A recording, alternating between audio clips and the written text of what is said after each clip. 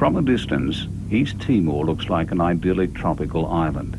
It's difficult to come to terms with the facts that in this small island so much pain, death and horror have taken place, that the people of this tiny country on Australia's doorstep have found the road to freedom goes right through hell.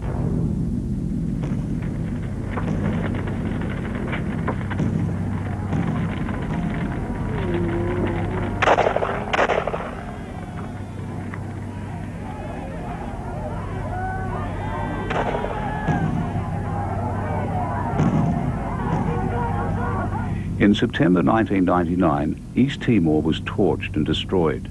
The extent of this destructive violence has been seen rarely before.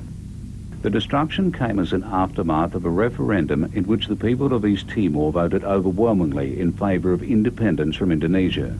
The people of East Timor have thus rejected the proposed special autonomy and expressed their wish to begin a process of transition towards independence. In the face of world pressure, a multinational force was put together in Australia in readiness to bring stability to East Timor. Before this force could move, the world waited for an invitation from then Indonesian President Habibie. And while the world waited, East Timor burned.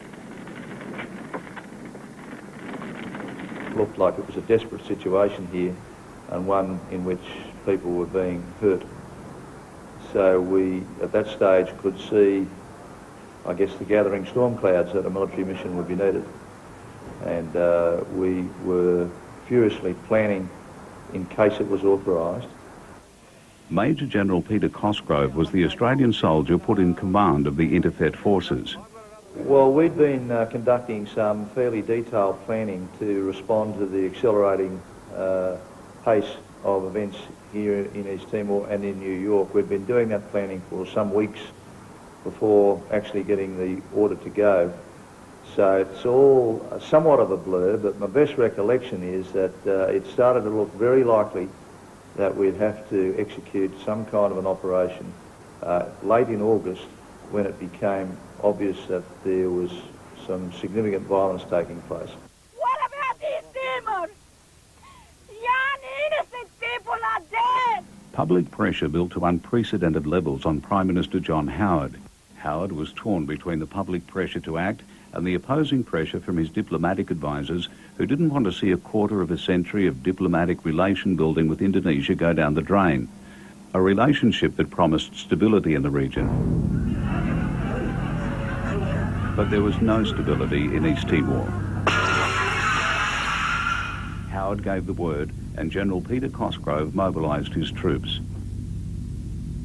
The force that we sent here was propelled out of barracks at very great velocity, through Darwin in some cases, or in some other cases direct from Laverack barracks in Townsville, and arrived here in fighting order in a remarkably quick time. So many years of investment and training paid off.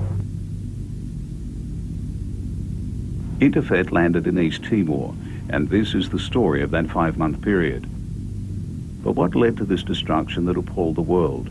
It's probably something we'll never understand, like the Holocaust in Germany in the Second World War. But to try and get a picture of the East Timor dilemma, it helps to put the country in an historical context.